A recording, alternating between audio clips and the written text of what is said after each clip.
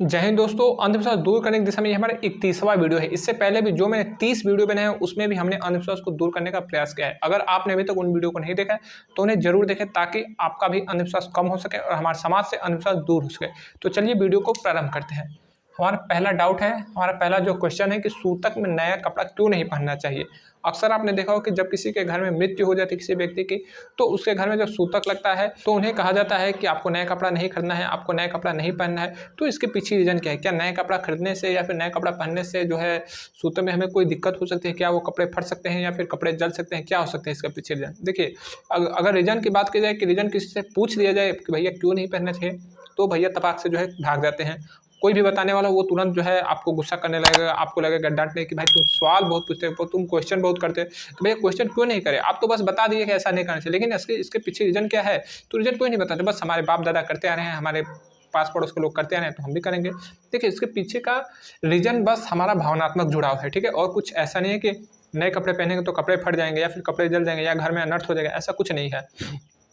नया कपड़ा बस इसलिए नहीं पहनना चाहिए कि अगर किसी के घर में मृत्यु हुई है और वो नया कपड़ा पहन के जो है घूम रहा है, नया कपड़ा पहना हुआ है, तो जो समाज के लोग हैं वो ये सोचेंगे कि देखो इसके अभी घर में मृत्यु हुई है और वो नया कपड़ा पहना है, नया गाड़ी खरीद रहा है, नया जो है घर बनवा रहा है, नया जो है नई-नई चीज़ें ला रहा है, तो उसको लगेगा कि ये बहुत स्वार्थी आदमी है, ये चाहता था कि हमारे इस व्यक्ति की मृत्यु हो जाए और अब ये देखो प्रसन्न है तभी तो नया-नया कपड़ा पहन रहा है। तो बस ये भावनात्मक जुड़ाव है। और लोग भी जो है अपने घर में किसी की मृत्यु हो जाती है तो वो इतने दुखी रहते हैं कि उन्हें नया कपड़ा पहनना तो अच्छा ही नहीं लगता है, कुछ नया करना अच्छा ही नहीं लगता है, इसलिए वो नए कपड़े नहीं पहनते हैं और ना ही नए कपड़े खरीदते हैं। लेकिन अब इसको ये बता दीजिए कि खरीदना ही नहीं चाहिए, पहनना ही नहीं चाहिए, तो ये गलत बात है। ये हमें किसी के ऊपर प्रेशर नहीं करना चाहिए, जो उनकी जैसी मर्ज़ी, अगर वो भावनात्मक जुड़ाव रख रहे हैं तो भी ठीक है, और कपड़ा नहीं पहने तो उससे हमें कोई जो है दिक्कत नहीं होना चाहिए, ठीक है? तो ये केवल अंधविश्वास है, लोगों का केवल मिथक है कि इससे हमारे घर में बाधा आती है, कुछ नहीं होता है। झाड़ू खड़ा क्यों नहीं रखना चाहिए? अक्सर आपने देखा होगा कि जब कभी घर में हम झाड़ू को जैसे खड़ा रख देते हैं, तो लोग तुरंत जो है उसको कहते हैं कि उसको सीधा झाड़ू रखो या फिर झाड़ू को जो है ठीक से रखो। तो आखिर ऐसा क्यों? झाड़ू को हम खड़ा रख देंगे तो क्या हो जाएगा? देखिए, ये लोगों का एक भ्रम है, एक अंधविश्वास है कि झाड़ू अगर खड़ा रखेंगे तो लक्ष्मी नाराज़ हो जाती है। क्योंकि यूट्यूब पे इतने बड़े-बड़े ज्ञान भरे पड़े हैं, इतने बड़े-बड़े विद्वान लोग अपना वचन उसमें दे रखे हैं कि घर की जो महिलाएँ हैं आजकल जो है, स्पेशली जो यूट्यूब जो है वो सभी लोग देख रहे हैं। यूट्यूब पे जम के वो लोग देखते हैं, यूट्यूब से ही अपना ज्ञान जो लोग हैं ज़्यादातर जानकारी निकालते हैं। और स्पेशली महिलाएँ जो घर की होती हैं वो इतना जल्दी अंधविश्वास को मान लेती हैं और भगवान से इतना डर जाती हैं। स्पेशली कहा जाए तो लोग जो है डर के मारे पूजा भी करते हैं। वो डरते हैं कि लक्ष्मी जी अनर्थ कर देंगे हमारे घर में, विष्णु जो नाराज़ हो जाएँगे, शनिदेव का प्रकोप बढ़ जाएगा, और वो डर के मारे पूजा करती रहती हैं। और जिस दिन उनका अंधविश्वास दूर होता है, डर खत्म होता है, उस दिन देखते हैं लोग पूजा पाठ बहुत कम कर देते हैं, क्योंकि वो मानने लगते हैं कि कर्म ही पूजा है, ना कि पत्थर पूजा पूजा होता है, ठीक है? तो झाड़ू ठीक से नहीं रखते हैं तो लोग कहते हैं कि लक्ष्मी नाराज़ हो जाएँगी, कुललक्ष्मी घर में आ जाएँगी, हमारे घर में जो है जो धन की हानि होने लगेगी, हमारे करियर पे इसका बुरा प्रभाव पड़ेगा। भाई ऐसा कुछ नहीं होता है। आप झाड़ू को चाहे जो उल्टा रखें, सीधा रखें, कुछ प्रभाव नहीं पड़ता है। बस बशर्ते ऐसा है कि घर में साफ-सफाई रखना चाहिए, बहुत ही बेहतरीन साफ-सफाई रखना चाहिए। और जो साफ-सफाई वाले जो साधन होते हैं, जैसे झाड़ू हो गया, वाइपर हो गया, या फिर अन्य जो आपने साफ-सफाई के जो चीज़ें रखे हैं, तो उसको जो है सही जगह पे रखना चाहिए। ये नहीं कि झाड़ू को जहाँ-तहाँ फेंक दिए, वाइपर को जहाँ-तहाँ फेंके हुए, तो ये सफाई का अच्छा तरीका नहीं, ये दिखने में भी अच्छा नहीं लगता है। और लोग जो है इसको बार-बार आपको टोकेंगे, बाहर अगर घर से बाहर के लोग आएँगे तो कहेंगे भाई घर का आदमी कैसा है कि इतना साफ-सफाई नहीं रखता है, झाड़ू जहाँ-तहाँ फेंकता है। तो ये लोगों की नज़र में अच्छा नहीं लगता है और घर के जो लोग होते हैं उनको काफ़ी बुरा-भला सुनने को मिलता है। इसीलिए वो कहते हैं कि झाड़ू खड़ा नहीं रखना चाहिए, झाड़ू को जो है ठीक से रखना चाहिए। तो झाड़ू कैसे भी रखें, लेकिन हाँ, सही जगह पे रखें, बस यही एक सफाई का एक सही तरीका भी है। नेक्स्ट है, पीपल के नीचे क्यों नहीं सोना चाहिए? अक्सर आपने देखा होगा कि लोग कहते हैं कि रात्रि में जो है पीपल के नीचे नहीं सोना चाहिए। अगर रात में पीपल के नीचे सोएँगे या फिर इमली के पेड़ के नीचे सोएँगे तो उसपे जो चुड़ैल रहती है इमली के पेड़ के नीचे, वो आएगी और आपको जो है मार देगी। या फिर पीपल के ऊपर जो भूत रहता है, पिशाच रहता है, या फिर जो भगवान रहते हैं वो आप पे चढ़ाई कर देंगे। ऐसे-ऐसे लोग जो है डरावनी बातें करते हैं। देखिए, ये लोगों को बस ऐसे ही एक जैसे क्वेश्चन हमारे है ना कि पीपल का पौधा क्यों नहीं उखाड़ना चाहिए? नीम की पूजा क्यों करनी चाहिए? पीपल के लोग क्यों पूजते हैं? तो ये जो है हमारे साइंस से जुड़े हुए क्वेश्चन है, क्योंकि ये प्रकृति बचाव से जुड़ा हुआ कई क्वेश्चन होता है। तो ये भी हमारे प्रकृति से ही जुड़ा हुआ क्वेश्चन है कि देखिए होता क्या है कि पेड़ जो होते हैं, पेड़-पौधे वो सुबह में सूर्य की किरण के माध्यम से जब सूर्य का प्रकाश उन पे पड़ता है, तो वो फोटोसिंथेसिस यानी कि प्रकाश संश्लेषण के माध्यम से अपना भोजन बनाते हैं। अपना भोजन बनाते हैं और भोजन के रूप में वो वायुमंडल से जो गैसें होती है, जो कि कार्बन डाइऑक्साइड हो गई, तो वो लोग खींचते हैं और ऑक्सीजन अपने माध्यम से छोड़ते हैं। यानी कि जब वो लोग भोजन बनाते हैं, कार्बन डाइऑक्साइड को ग्रहण कर लेते हैं और ऑक्सीजन को वो लोग बाहर छोड़ते हैं, तो हम लोग ऑक्सीजन के माध्यम से अपना सांस लेते हैं और जो है हम लोग जीवित रह पाते हैं। तो इस दिन में होते हैं, यानी दिन में वो भोजन बनाते हैं। लेकिन रात में क्या वो भोजन नहीं बनाते? देखिए, रात में वो भोजन नहीं बनाते, क्योंकि रात में जो है फोटोसिंथेसिस की क्रिया सूर्य के प्रकाश न मिलने के कारण ये नहीं हो पाता है। लेकिन हाँ, वो श्वास लेते हैं। ये थोड़ा है कि श्वास लेना छोड़ देंगे। भाई, अगर हम लोग दिन में जगे हुए हैं तो श्वास लेके रात को हम लोग सांस बंद हो जाता है? नहीं, हमारी जो है सांसें चलती रहती हैं। हम रात को बस सोए रहते हैं, लेकिन सांसें चलती रहती है।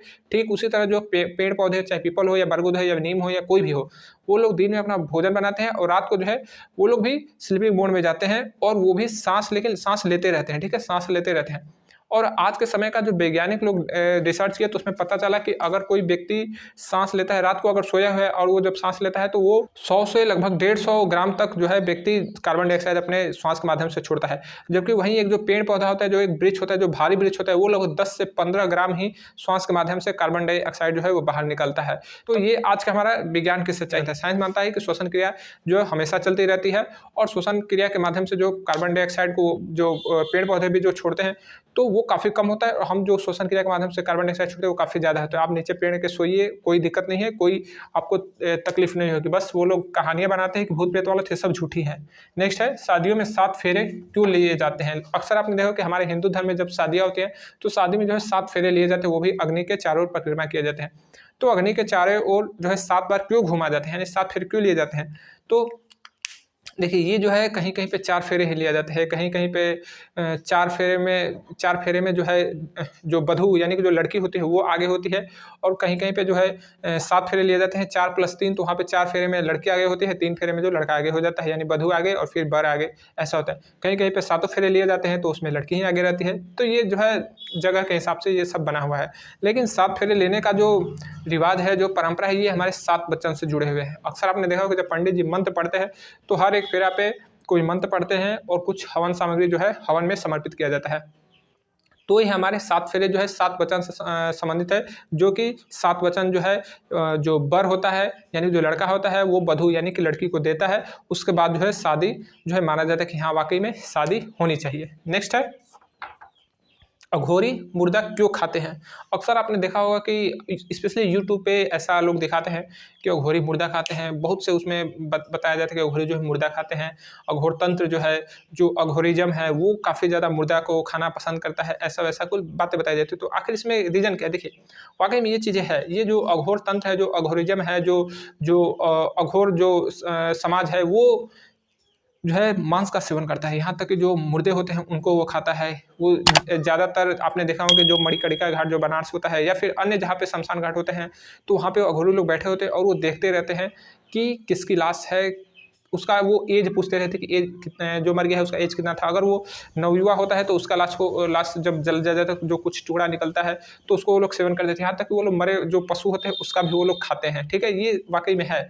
लेकिन इसके पीछे कोई तंत्र विद्या है या फिर जो काला जादू होता है, तो ये लोग कहते हैं। लेकिन जो वाकई में जो अघोरी जो बहुत ही जो थोड़ा ज्ञानी अघोरी होते हैं, वो कहते हैं ये सब नहीं है, ये सब ऐसा कहीं पे भी पॉसिबल नहीं है कि मंत्र के द्वारा किसी को हम लोग मार दे या फिर अपने अघोर क्रिया के माध्यम से कहीं पे किसी को मृत आत्मा को हम लोग जीवित कर दे, ऐसा नहीं है। लेकिन कुछ अघोरी कहते हैं, बहुत से अघोरी कहते हैं कि हम लोग किसी को जीवित कर सकते हैं, हम लोग किसी को दूर बैठे मार सकते हैं। तो ये समझिए अंधविश्वास है। कोई भी अघोरी हो या कोई भी तांत्रिक हो, कोई भी बाबा हो, ये कभी नहीं कर सकता। ये कभी उसके बस की बात ही नहीं है कि कोई दूर बैठा व्यक्ति हो और उसको वो मंत्र द्वारा मार दे, ऐसा कहीं नहीं है। अगर ऐसा होने लगे तो समझिए कि दुनिया जो है इधर से उधर हो जाएगी।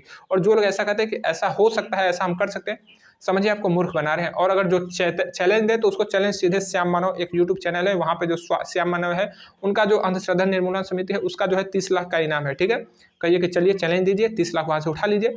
लेकिन जब बागेश्वर बाबा जैसे लोग जो है वो दरबार छोड़ के भाग जाते हैं, तो फिर अघोर तंत्र में अघोरी जो लोग हैं वो सब कुछ ज़्यादा नहीं कर पाते। ठीक है, ये सब अंधविश्वास है। अघोरी जो स्पेशली मांस खाते हैं, तो ये इनका एक सामाजिक व्यवस्था ऐसा है, जैसे कि हमारे आदिवासी लोग रहते हैं, तो वो लोग कई तरह की क्रिया करते हैं, हमसे वो अलग रहते हैं, हमसे वो अलग दिखते हैं, अलग तरीके का उनका रहन सहन होता है। तो बस वहीं जो अघोरी लोग होते हैं, इनको आप ये नहीं देखेंगे कि किसी शहर में रहते हैं, किसी गाँव में रहते हैं, इनका जो रहना होता है वो काफ़ी अलग होता है। जंगलों में निवास करते हैं, हिमालय के पर्वत में जो वो लोग अपना समाधि लगाए रहते हैं, तो इनका जो क्रियाकलाप ही अलग हो। लेकिन हाँ, अघोरी लोग मुर्दा खाते हैं तो ये बिल्कुल खाते हैं, लेकिन अगर जो अघोरी कहते हैं कि हम तंत्र मंत्र से किसी को मार सकते हैं, किसी को वशीकरण कर सकते हैं, ये ऐसा नहीं है, ये सब झूठ है, ठीक है? और जो लोग चैलेंज करें, चैलेंज सीधे श्याम मानव का दिखाइए, उनकी ऐसी की तैसी हो जाती है, ठीक है? तो आपको उम्मीद करूँ कि जो मैंने 5 क्वेश्चन बताए आपको, वो पाँचों क्वेश्चन का जो आपको सटीक जानकारी मिल गई होगी और आपका अंधविश्वास जो है कम हुआ होगा। अगर आपको जानकारी अच्छी लगे तो इसे दूसरे को भी शेयर ज़रूर करें, ताकि उनका भी अंधविश्वास जो है वो दूर हो सके। मिलेंगे अगले वीडियो में, तब तक के लिए जय हिंद।